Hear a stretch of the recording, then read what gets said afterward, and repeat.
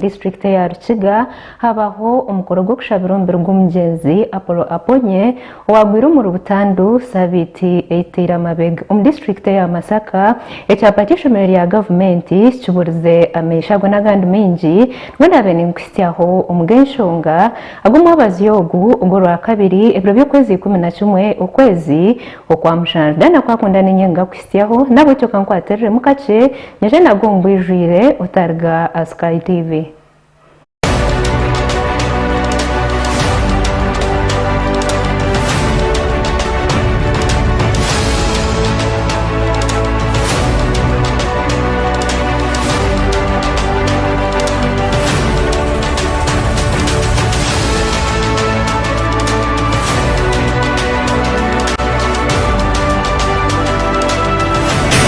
Nyongera kutangira umugenshonga agumwabazi yo government yayihanangiriza abanya-Uganda kukwatanisiza hamwe nayo kubasakurwanisa oburwenguze byagambwa karishorisho wa government umucyara Betkamya Amakuru ubuyabwabwanaho abanyamakuru muri Kampala kandi kurugera harakamya nagira ngo twakubasakurwanisa oburwenguze mbitongore bya government abantu bahansi babatimukiremo. Evi nibija hwerizoba Uganda rikwegeta amahanga gabiraguju kubasa kujaguza ekiro cyo kurwanisa oburwenguzi kandi kimwa bintu government yizireneta hwesera kurenga bacungura sente yo muhiwo mushoro obutafa enyuma ho hariho ba minister hamwe n'abamwe abakuru kuruga office y'enganzi y'ihanga abakwatsurwe anshonga zo kuryangatanisa amabata gabegariye gabantu bakalamoja manyize mu kunonyereza okwaffe nti DPP yali anonyereza kubabulankanya amabati gekalamoja. DPP yali anonyereza kubabulankanya oba engeri amabati gebali baguzidde kalamoja engeri jegabulankanya. Nefe twagenda okunonyereza mu ministry mu office ya prime minister muli mu ministries endala muskaga eza affirmative action. Honorable Minister Betkamya kandi karishorisho wa government yashoborera ku Africa ekuferwa sente ezkwingana miliyoni za dola $180 buri mwaka omunshonga zo kuryenguzi. Uganda loses close to 10 trillion shillings per year. This is about $2.5 billion per year in both direct and indirect corruption. This translates to about 23% of the annual budget of Uganda and 44% of the domestic revenue collected in Uganda. 44% of the taxes collected in Uganda are lost to corruption. Ogu yagumzamu yayihanangiriza abantu kukwataniriza hamwe na government kurenga barwanisa kuryenguzi omwihanga. Okunga bannayuganda bonna buli waali fuuka kaliisoliiso wa muliranwawo fuuka kaliisoliiso ow'embeera yonna ekwetoolodde erabikiramu obuli bw'enguzi era twebaziza abazze nga bakikola. Omulingo nigwo gumwe yagumzamu yayihanangiriza wena orareba emotoka ya government ekukora emirimo etari yayo ku gitere kishane akababa obundi bakarwanisa. Tukubiriza munnayuganda yenna buli wooli weetabe mu lutalo wooli oba oli mu nnimiro n'olaba emmotoka ya gavumenti loole eriko UG nga batema amatooke bagiteekako amatooke egenda kutambuza magundi kwata smartphone yo emmotoka yo gikube essimu gikube ekifaananyi okituweereze ku WhatsApp essimu ya WhatsApp basomedde oba otudde mu taxi emmotoka ya gavumenti nekuyitako nga etisse byototegeera nga mmotoka eriko UG kwata essimu ogikole ki ogikube ennamba ogituweereze. Gashakwa Ronald Ngabirano Sky TV agenshonga.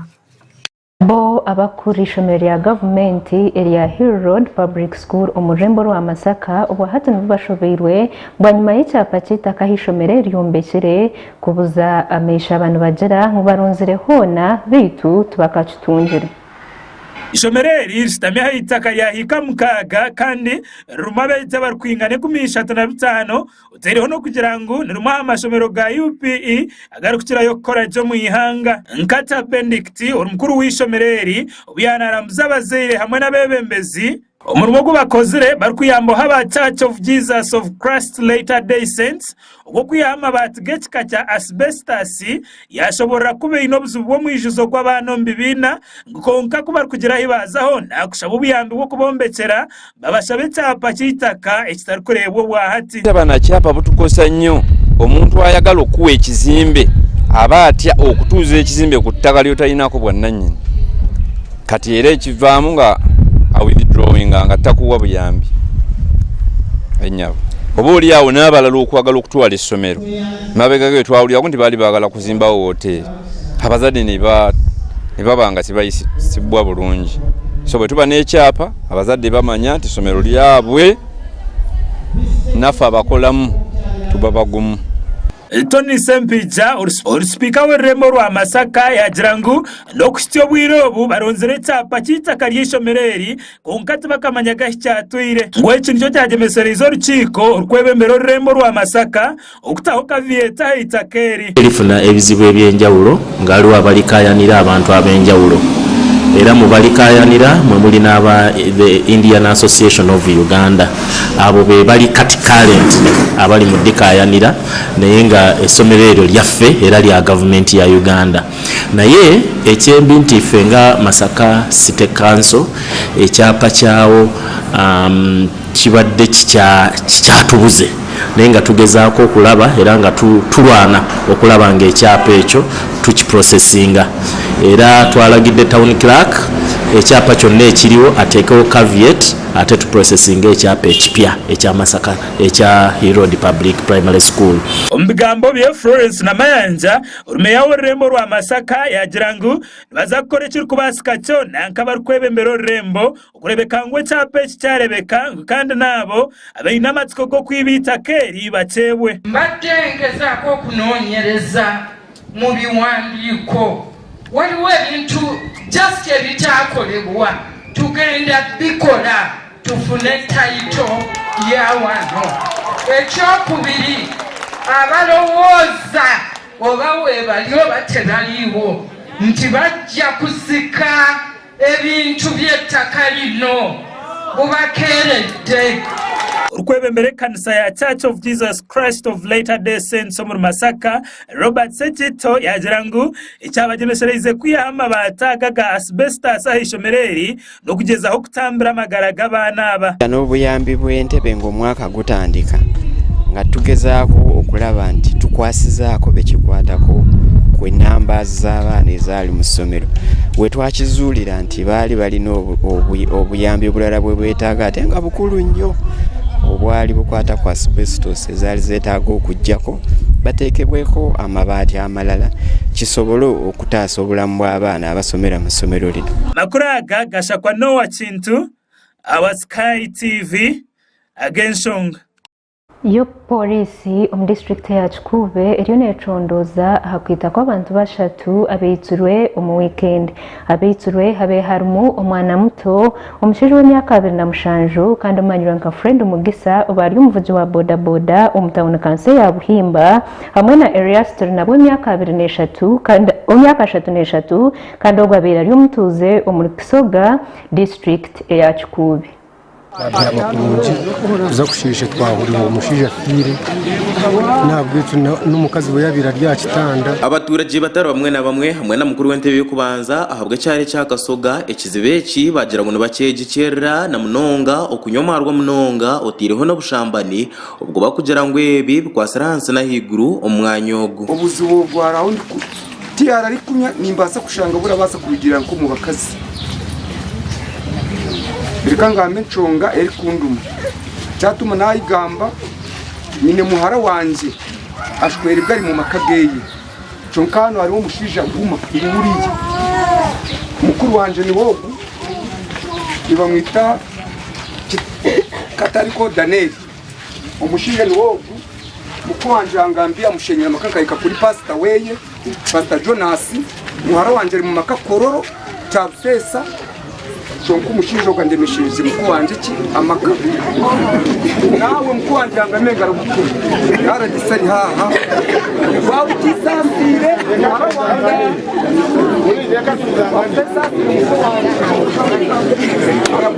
tugire gushiraho ubwirinzi n'amabara tugire kugakendeza tugire gukora uryomwe bekarishorisho kuri mugenzi we abo kuba abayirari muntu katugambe takuranga na kamira na kirakunyu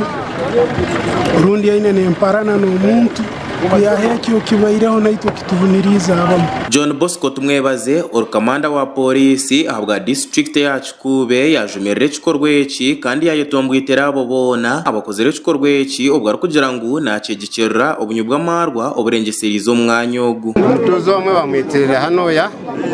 ihe naitwe Merire abantu abamurumbete bakamanyigwe konka bamucumisire ekintu kikuteberezebwa kuva icumu ihe n'omutima ogu nagira ngo umwanya ogu harimo amabara mingi agaruka gukora bwashesha bwira nyumushana na nyecuro ushanga abantu bona basiba n'abanywa kandi basinzire ekiro kurigiraho kugira ngo bamwe muri abana baba barya bashuma kandi bakoresa umugishogu okubasa gukora ibikorwa byabo ebirukwende biragiro amabara nigakora mpaka mu kasheshe abatuza bamwe tibakumanyika mwe nahabura abukikwata ko abakurembeze ba RC1 kugira ngo abantu baregisteringa abantu bona kwino mu mwanya ogu kandi no kutekaho bylaws kureba ishaye zo kwiguriramo nezo kukinga amabara mu mwanya ogu. Amalan tumusime ogone resident district commissioner ahabwa Kikube district yahika mwanya ogu ahikorwe cyaba ahiba yihitaraka harata nabwa nyuma yo kwiko mwanya ogu yajumirire ntacumazirezi ezikozire kikorwa nkeki na munonga ha muntu ngogu otwira inemico mirungi omucanga cye kandi yashaba polisi okutanduka kucondoza okumanya ikikorweki aho kitandikire mwikiranize obwire bukingira ugaki ebara tumusime hona yayongera yahiga abaturage b'ecyaro ecyakasoga okwatanasana mukuru w'entebe yo kubanza ahabwe cyareki okubasa kubana bateka hemiringo hamwe no kutema empenda bakagambana bakama bamabara bakareba obwire obugarabe n'igiguriramu hamwe no kugaruka gakakinjiramu okwenda kwerinda bikorwa nkebi ebyo bwiso mu district umuramara kwikara nkabataka mwikiranize ekitekerezo cyanyu mukisindika igombora mukisindika aparisha muruka na chairman umuruka na timu yibakitunuliremo then bakisindike nemikono yanyu mugitero kurungi na minasi zanyu hayigombora cyangwa ate no barira kikiraniza ate eryo tumanye mujyo tugeta bayilo ngo ate eryo niyo enchi wamu yabataka ngwe baraza hanu zirakingaga saha mukanga. John tumwebaze or DPC ahabwa district yacu Kube yagira ngo ikikorweki eco kwitatura nawe kaharata cyabe ikikorwa cya kabiri omubiro bibiri omwanya n'ugugumwe eje yaba incident ya kabiri umuparisheji nyumwebazo hino kode y'omwana w'emyaka 2 necweka eshanjigwe omucweka stari hali na hano Gashako Gad asaba ahabwa Sky TV agenshonga hamwe n'abebyamagara mu district ya Kagadi batongoza amarwarana agari aharengurura health center ya Kashatu omagomborana aga district niye mu ebi nibije ahubwo nyuma ya government kurgaye kunduza amarwarana agabegari aharengurura health center ya Kashatu kubasa kuyambaho umbyamagara umaka witu turi abayonjo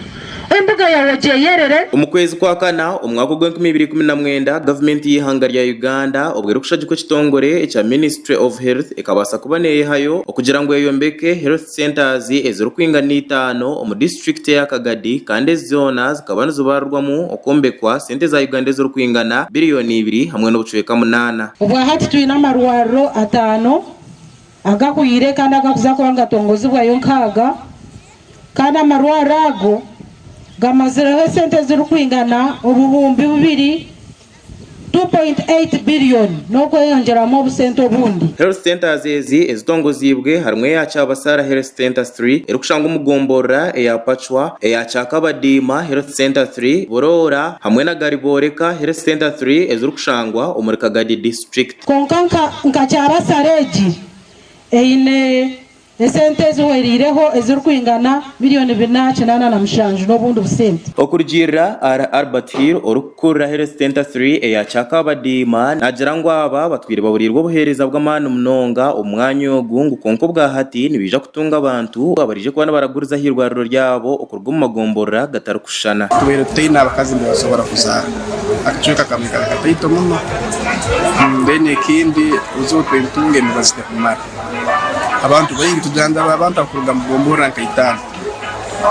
bitwatu bakanije mbazi nibabara Chakabadima sabuka wetu ntaba haba kuruga rutete kinyarwanda cyenzige alaba kuruga burora alaba kuruga rugashari kanyabebe yoni jahana alaba kuruga mabale sabuka unte atabo abantu ababundi tunge mbazi tunga kisoko bamwe betu tunihira government na planning bakana design tuhaire oxygen cylinder tugire mu rugredend eguredi itugire mu nyoni ngamba tureke kukonsidaringa ngo irwaro rini rutasoka runega bwite byayituri hagati twakwera intuja ahera 64 nyoni ko ninsemerero wa muntu ninyeyongera kusemerera unsemera irwe ninyeyongera Honorable Eric Musana hamwe na Barnabas Simere okurwa mu Rubuyaga East hamwe na West bahigira abaturage hamwe n'abakozi b'amarwaraga okubasa kubana bafaye munonga kandi bakagakoresa umuryo bushikire irwaro rini nkonda olirolere nkeri yawe abasawo bayito tukonza kubasima muno mwe barekoro muri mugwamana hano nuho tukuliya no tukurolera abana bayito no tukurolera amakagayito kibi muno ebikwato binu byona okubikozesa kubi oja kwijyaho ile myezi ebiri ngwenda birwa mutu ziri mbaza serezone oja gira oti oja kwesanga binu tibityalimu oja kwesanga binu tibikyaro oja kwesanga binu bibuzire kandi ninyo abasupervisor bakubanza turabashaba abataka ngeri rwaliro mulikozese ekiramara waba oyine oburwaire ekizibe kicyali mu marwaliro ga government ngu full time baraba batine ki emibazi chonka full time omushahara baliyo hakiriyija kurebaho akugambira oburwere bwo kozire ki obwo rweire abashawo abituli kuleta hano ya mutashabe nguza abantu bitu omukazi umunyishengero ahabwa Kagadi district Honorable Mbabazi Jennifer Chomuhendo ahigira abaturage okubasa kubana bafaye munonga bakarebeka ngo barinde byo buyonjo mu makagabo kwenda kwirinda ndwara zitari zimwe na zimwe kugira abo mabari ngo muntu nabo burundu gumwe yina